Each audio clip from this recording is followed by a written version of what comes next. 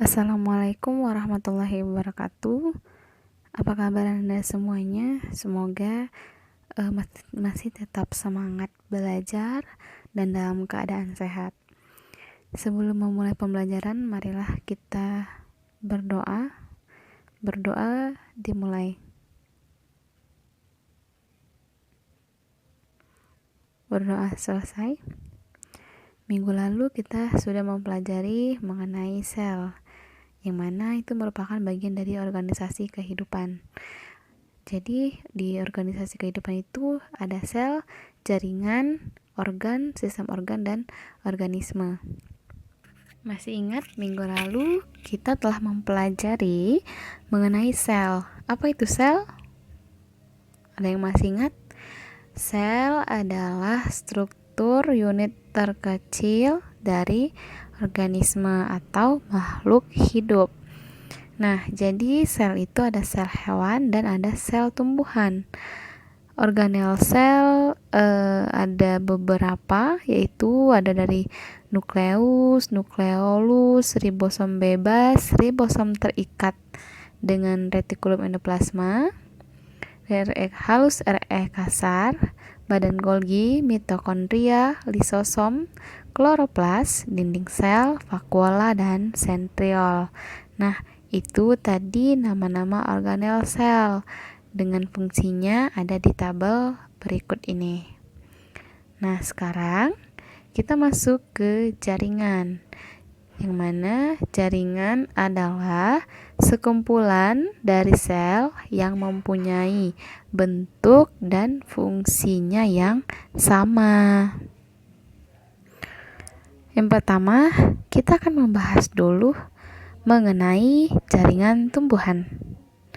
Nah, di jaringan tumbuhan ini ada beberapa macam jaringan, yaitu ada jaringan epidermis, jaringan parenkim, jaringan penguat atau penyokong, dan jaringan pengangkut.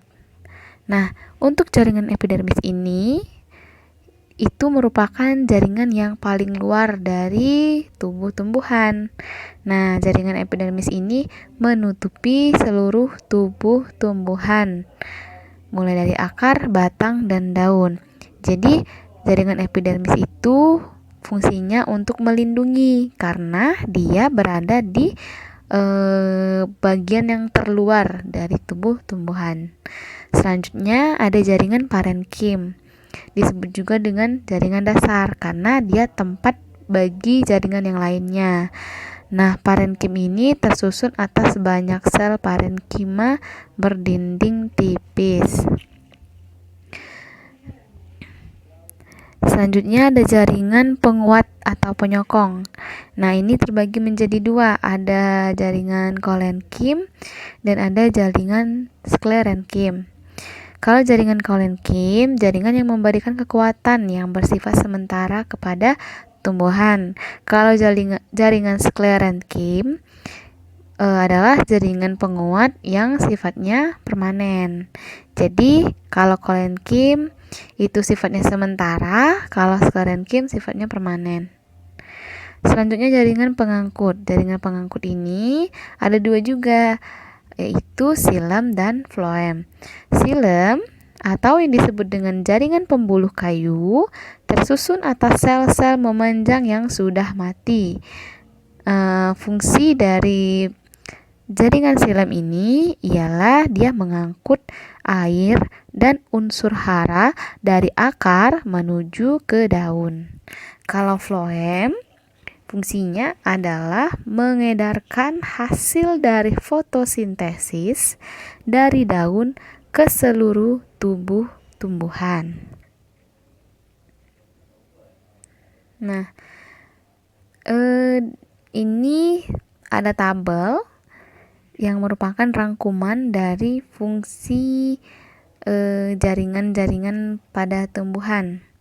Seperti jaringan meristem itu fungsinya untuk pertambahan tinggi, meristem sekunder untuk pertambahan lebar, dan sampai floem. Selanjutnya ada jaringan hewan. Jaringan hewan ini berbeda nama jaringannya dengan jaringan tumbuhan. Kalau jaringan hewan itu ada jaringan epitelium, jaringan otot, jaringan saraf, dan jaringan penyokong.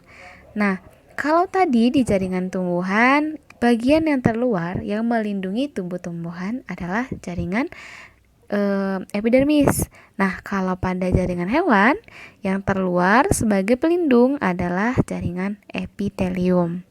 Dia berfungsi sebagai pelindung tubuh atau organ, pelapis saluran kelenjar, dan penerima rangsangan. Selanjutnya jaringan otot. Jaringan otot ini ada 3. Ada otot jantung, otot lurik, dan otot polos. Nah, perbedaannya bisa kalian lihat di buku. Selanjutnya ada jaringan saraf. Jaringan saraf tersusun dari sel-sel saraf atau yang disebut dengan neuron. Fungsinya adalah menerima dan mengirim rangsangan. Selanjutnya ada jaringan penyokong. Jaringan penyokong ini ada beberapa jaringan yang termasuk kepada jaringan penyokong.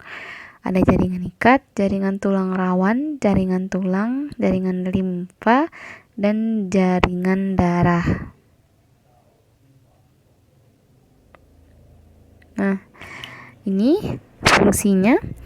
Epitelium sebagai pelindung tubuh, otot lurik menggerakkan tubuh secara sadar, otot polos menggerakkan organ tubuh secara tidak sadar, otot jantung untuk memompa darah, saraf menerima dan mengirim rangsangan, tendon melekatkan otot ke tulang, ligamen penghubung antar tulang, tulang menegakkan tubuh, darah mengangkut oksigen, karbon dioksida, sari makanan, zat sisa dan hormon, serta limfa mengangkut lemak dan pertahanan tubuh.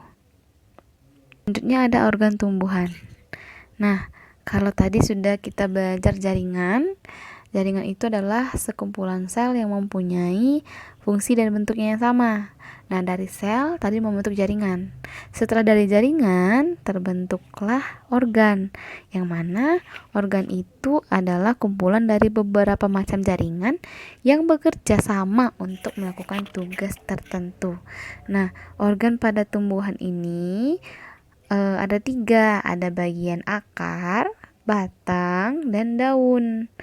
Nah, fungsi dari akar, organ akar itu berfungsi sebagai alat untuk menunjang berdirinya tubuh tumbuhan, lalu menyerap unsur hara dan menyimpan cadangan makanan. Lalu batang fungsinya menghubungkan antara akar dan daun, menegakkan tubuh tumbuhan dan menyimpan cadang makanan juga. Serta daun mempunyai fungsi utama sebagai tempat fotosintesis, penguapan air, dan pertukaran udara. Paham ya kaliannya mana bagian akar, mana bagian batang, dan mana bagian daun? Bisa dilihat di gambar di sebelahnya, itu sudah jelas mana yang batang, akar, dan daun. Nah, itu tadi organ pada tumbuhan. Sekarang organ pada manusia dan hewan. Nah, organ pada tubuh manusia dan hewan mempunyai fungsi yang khusus. Misalnya lidah, hidung, telinga, mata, itu organ indera. Terus paru-paru sebagai organ pernapasan, lambung, usus, dan hati sebagai organ pencernaan, ginjal, kulit, hati, dan paru-paru sebagai organ ekskresi. Jadi tadi dari jaringan membentuk organ. Nah, dari organ itu dia misalnya ada organ kerongkongan, lambung, usus besar, usus halus, usus besar, anus, itu membentuk suatu sistem organ namanya sistem pencernaan. Nah, jadi kumpulan nanti sistem organ itu ada sistem pencernaan, ada sistem pernapasan, sistem ekskresi. Itu nanti kumpulan dari sistem organ tersebut membentuklah suatu organisme. Oke. Jadi dari awal kita sudah membahas mengenai sel. Sel merupakan struktur unit terkecil dari makhluk hidup. Sekumpulan sel membentuk jaringan, yang mana jaringan adalah sekumpulan sel yang mempunyai bentuk dan fungsi yang sama, Lalu setelah dari jaringan, kumpulan dari jaringan membentuk organ, dan kumpulan dari organ yang mempunyai fungsi tertentu, dia membentuk sebuah sistem organ dan terbentuklah dan terbentuklah organisme. Cukup sekian pembelajaran kita pada hari ini. Semoga Anda semua dapat menangkap apa yang kita pelajari pada hari ini.